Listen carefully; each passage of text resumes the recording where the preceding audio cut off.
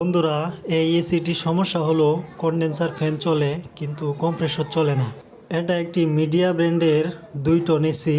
বন্ধুরা, এয়ার কন্ডিশনারের ক্ষমতা টন দ্বারা প্রকাশ করা হয়। 12,000 বিটিউ ইকুয়াল টু 1 টন।